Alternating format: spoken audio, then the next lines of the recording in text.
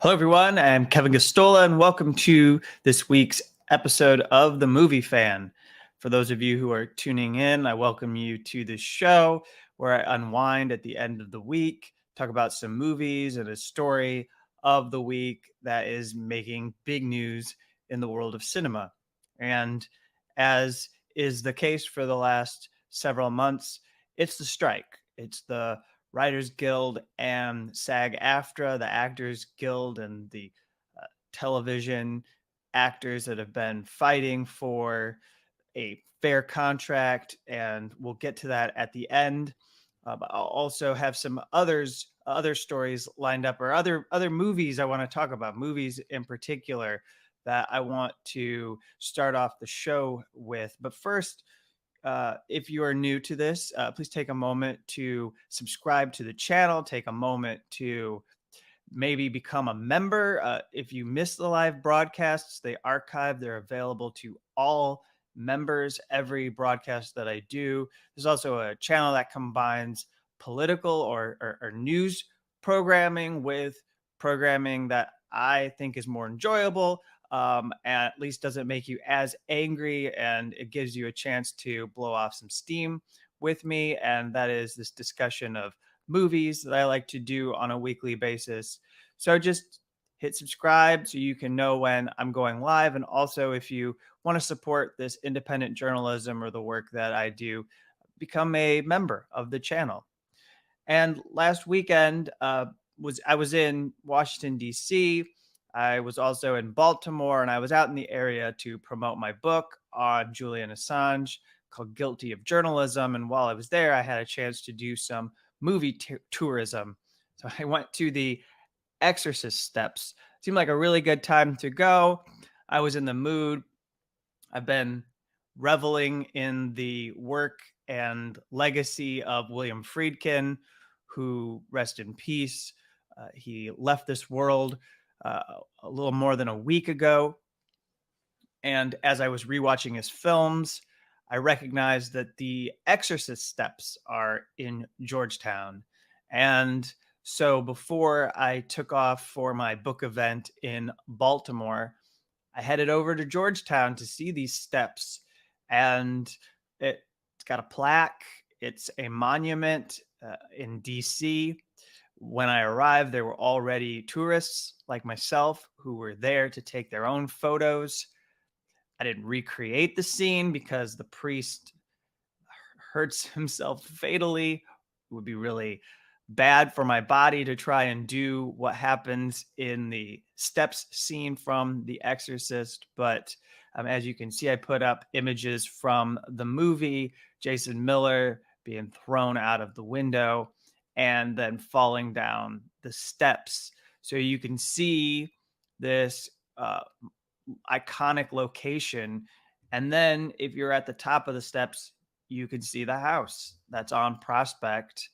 And this was used to create the exterior in Exorcist. And there's no lamppost, but here's the iconic movie image. And it was fun to stop by and see this. So I'm also going to the Noir City Festival that is hosted by Eddie Muller from Turner Classic Movies. Alan K. Rode is joining Eddie, and I'll probably do a video sometime within the next week, or else fold it into the next episode of The Movie Fan so that I can talk about what I'm seeing. I mean, today on the docket is Force of Evil. Force of Evil is directed by Abraham Polanski. Abraham Polanski was a blacklisted director. In fact, when he was producing this movie, and it starred John Garfield, who's also had his troubles with the House Un-American Activities Committee and the Hollywood Blacklist. Abraham Polanski, while he was making this movie, which is about the numbers racket, but it's also an indictment of capitalism, while he was producing this, it was something that caught the attention of the FBI, and Polanski was wiretapped. It's a classic. I've seen it before, but now's an opportunity to go see it. restored and on a silver screen in a Palace Theater in one of the greatest places in the United States to go see a movie. And so I'm going to see that. And then there's a B movie that I get to see afterwards called The Spiritualist that combines the occult with film noir.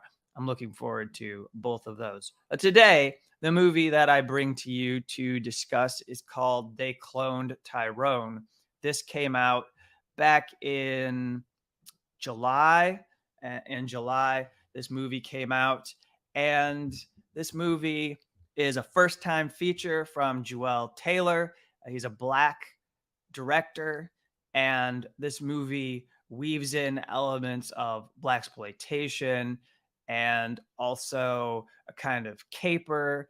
Maybe there are a little bit of a few elements of noir that are folded into it as well. It's a mystery. There's a conspiracy that they're seeking to unravel.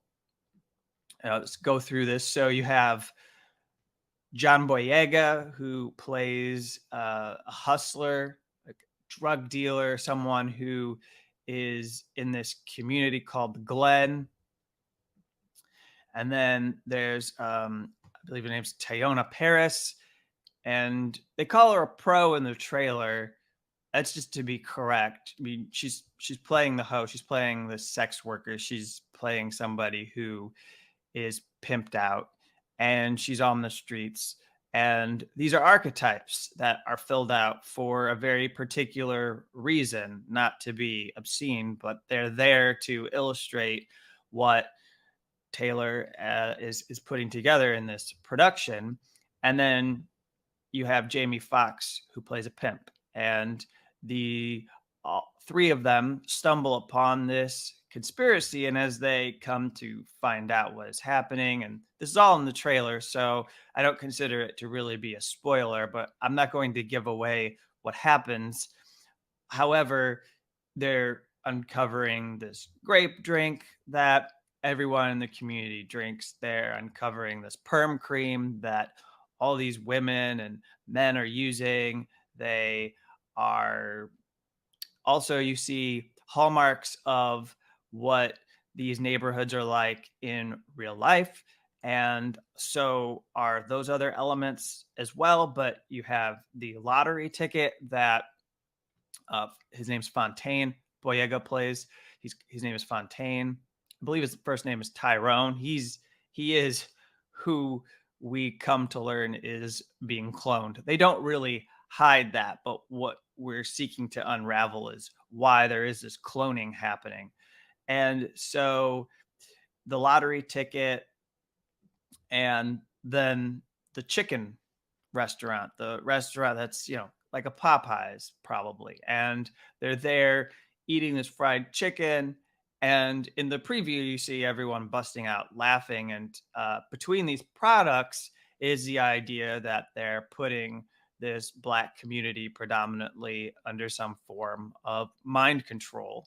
And what is happening, what is making them needy and dependent on these products, and that plays its way into the conspiracy. And then we see that underground there are these men in white coats that are conducting experiments, and they're trying to figure out how they can control this community. They're doing tests on Black people, and they are engaged in this work that is seemingly government sponsored.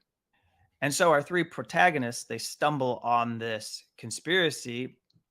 And as we're taken into this world, we are unraveling this whole scheme that has been developed. And underneath it is, of course, what you see in numerous sacrifice zones throughout the country of people who are essentially kept in circumstances that make it difficult for them to get out from underneath the poverty that is wearing on them, and making it difficult for them to break free from those vices that they would like to shake off so that they can find some dignity so that they can have more respect for themselves. And so in this movie, it immediately invites comparisons, especially in the tone. There's a comedic tone to it. It invites comparisons to Sorry to Bother You from Boots Riley. And that was, of course, an indictment of capitalism, clearly uh, inspired by Occupy Wall Street, clearly about organizing the workplace and exploring corporate dominance in the United States. And then you could compare this movie to Get Out as well. There are critics that have compared They Clone Tyrone to Jordan Peele's feature that is a classic film now, a modern day classic. That just showed that and illustrated profoundly that, even liberals, white liberals, can be racist too and have their own way of perpetuating systemic oppression. And so in this case, this movie, it's not as strong as those other two entries. If I have one constructive criticism, and you can read this in the interview, it's that Juel Taylor doesn't really go for it as much as those other two films. He's less inclined to make a strong social statement, but it's all there. All the elements are there. We basically have a kind of stew of different things related to society and the state of, I guess, for lack of a better word, the ghetto or the hoods in different urban environments. And he is illustrating how people would deal with them. And when they're awakened to the fact that their community is set up a certain way that is exploitative, what do they do to deal with those circumstances? And again, did I mention that it's funny? I mean, there's parts of it that are intended to be darkly humorous, and it does succeed. But if you listen to what he has to say, here's an interview that I pulled from Level. He basically says that he got the ideas related to the fried chicken, the grape drink, and the hair relaxer from being told to cut off his locks. And he says, I'm from Alabama. I know people who won't eat chicken in front of white people. When you think about control, it goes hand in hand with, I don't want to say white gaze. I hesitate to use such a dissertation kind of term like that. It's really like a matter of perception. These people are using things that are part of our culture to influence us. There's a bit of fun with the meta commentary. I know how it looks, but that's also how the people who curated the neighborhood are looking at people in the neighborhood. We work backwards from every conspiracy theory. Like, what if the man is holding us back? What if the man is feeding us these images? At the heart of it, there's nothing wrong with going to the beauty salon and getting your hair done. There's nothing wrong with eating fried chicken. But if there were no white people, that scene wouldn't be offensive. The movie is having fun with that discomfort. They're in a neighborhood that literally has overseers. The question at the heart of that section of the movie is, did this naturally come to be this way, or was this curated by some unseen hand? But as he's asked about, what he is trying to say with the movie, he basically says, we didn't set out to say anything about society. It was just something I was thinking about a lot, something that bothered me. And he pulls away from it, I suppose, because he doesn't want to marginalize his film or have it be boxed in as trying to be about a particular something. But certainly in my head, Sorry to Bother You is a strong movie because Boots Riley has a authentic perspective that does relate to certain issues. Jordan Peele's film Get Out is obviously a statement about the role of these bourgeois liberals in racism. And this movie, I think it is trying to say something But Juel is unwilling to put as much behind it as those other directors, which is fair. It's his first film, and I think it is a bit intimidating to come out of the gate and be so blatant with whatever politics are animating you. But that to me makes a director worth following. If they're not going to be just the standard box office driven filmmaker, if they're not going to just be chasing the next contract to make what they feel is a special formula that is guaranteed to put butts in seats. And this has an identity to it that is unique to me.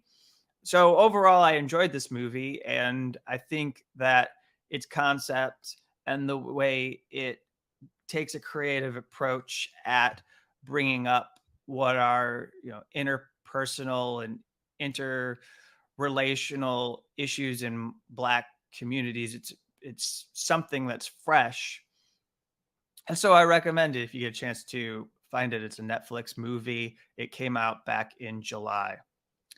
All right, so then going on, the next movie that I'll cover, it will be How to Blow Up a Pipeline. This just went up on Hulu, and it came out. I think it had a very limited release, specialty cinemas, and probably you don't even know it's out there, but it is now available on Hulu. And this piqued my attention, taking the formula of like a heist movie to make a strong statement. Again, I like movies that come out of the gate with a perspective, and they don't have to be political, they don't have to be trying to change the world, but if they're authentically putting forward something that is didn't have to bludgeon you over the head, but I mean, obviously this one would seem to, and I think with good reason.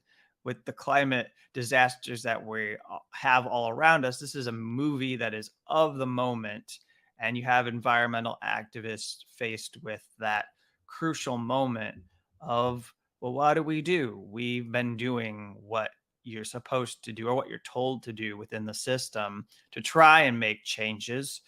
Probably they've engaged in direct action.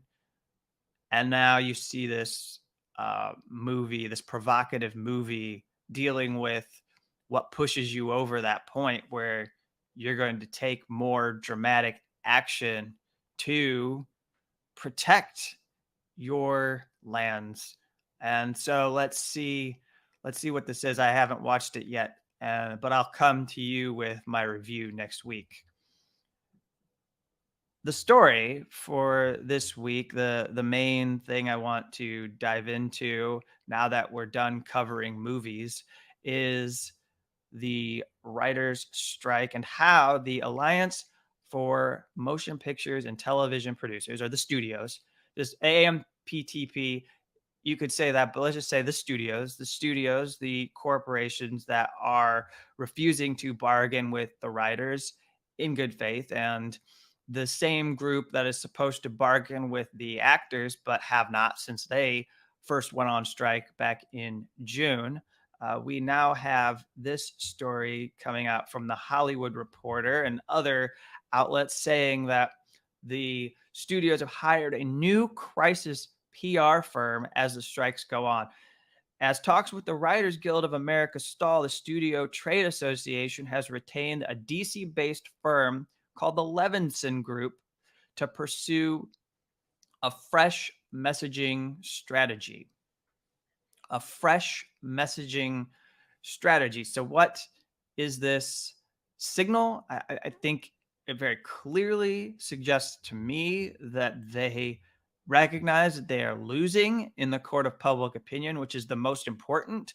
If there's going to be any pressure brought to bear, like not only does the Writers Guild have to deal with getting people helping them survive, right? Because it's been a long time since many of the members have been able to cut any sort of paychecks. And there's a strike fund that it's doing its best to try and help the members get through this tough time. But if you're going to break their resolve, you have to convince the public that they're being unreasonable on these questions that are known, but just for the sake of the conversation, we are talking about residuals, we're talking about artificial intelligence and how corporations can use your likeness, and we're talking about the way that streaming services, that goes back to residuals, but in a broader sense, how streaming services have fundamentally upended the way that people get paid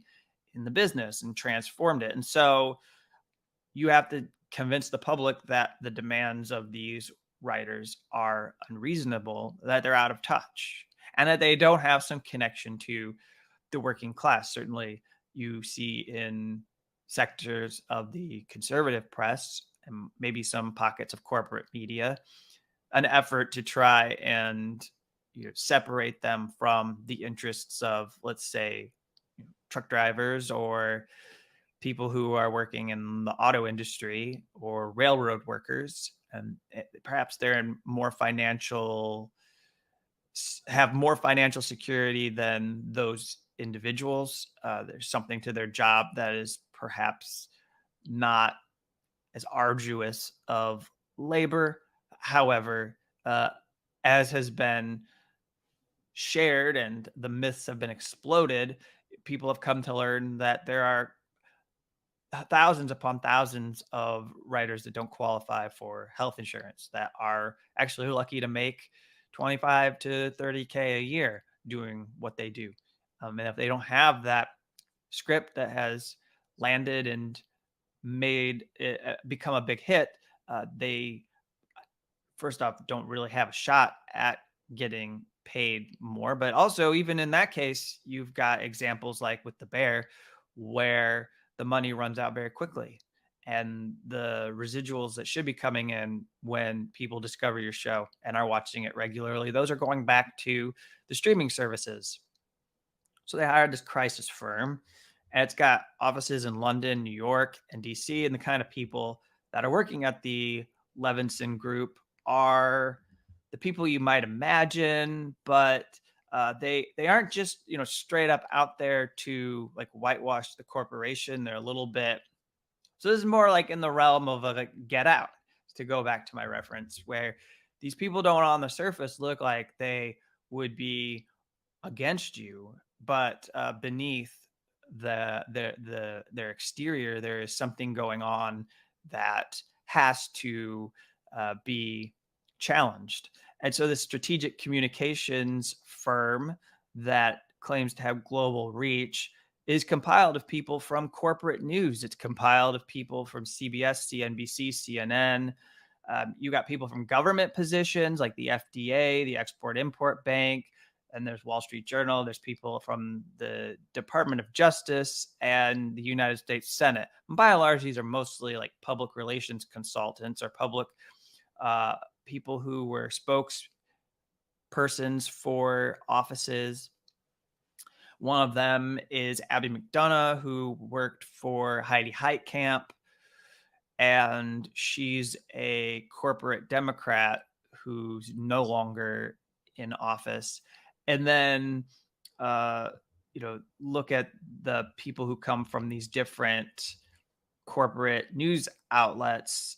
These are people who have experience covering certain news, and then I think it's fair to say that they recognize that they can go parlay their skills and make more money by being a crisis communications firm that corporations would retain. And so these studios are taking them on and hoping that they can shift their messaging and in some way take on the writers and be able to overcome what is what they see happening, and maybe shift it in such a way that they would be able to successfully get them to come to the table and accept their offer. They put forward an offer that the writers find insulting and they're not going to accept it.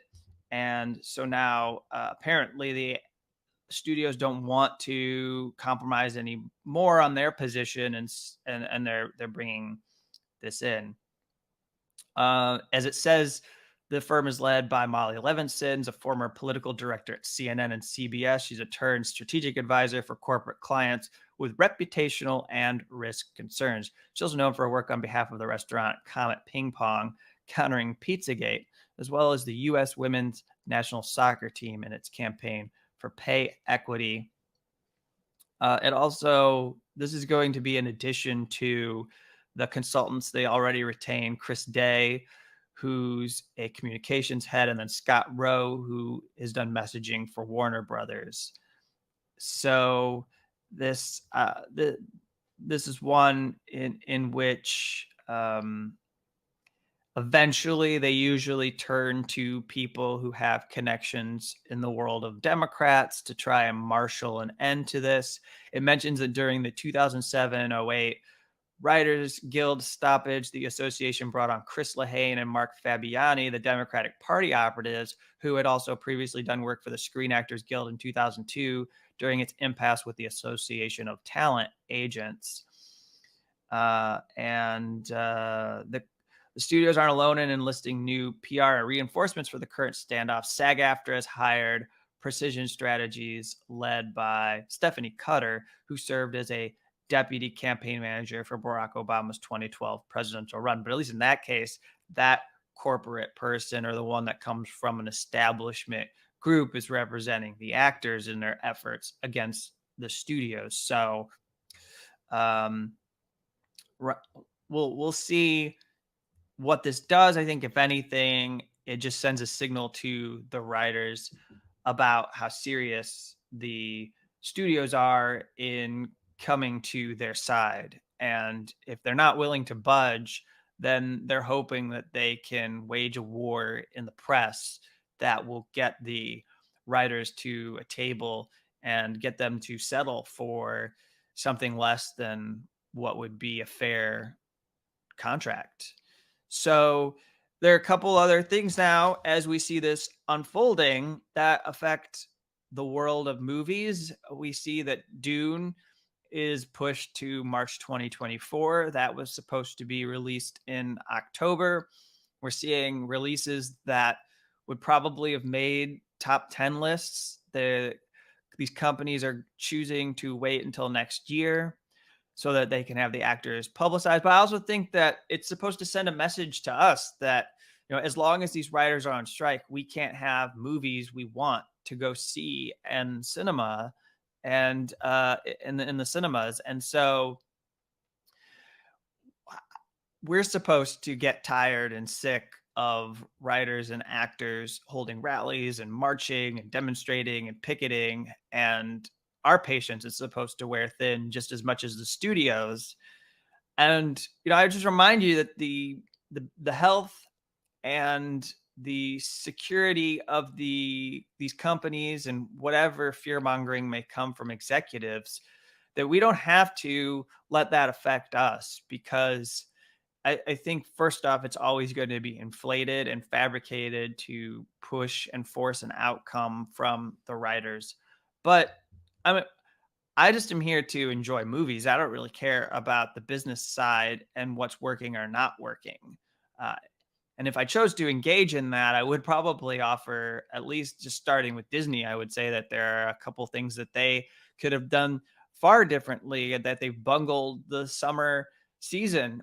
Why are you putting out Haunted Mansion in July when it's clearly a Halloween movie that should be released in October? Why are you putting Indiana Jones out, a sequel to a sequel in a franchise where the last movie actually wasn't considered the best of the best, but people love the character, they would go see it? Why don't you put it at the beginning, the very, very beginning of the summer season in May, a month that Lucasfilm has had some success with in the past, and you then get a head start and you don't have to directly compete against a Mission Impossible film, or worry about Barbenheimer, which ended up blowing everything out of the water as far as movies are concerned for the summer. Both Barbie and Oppenheimer now busting through box office records.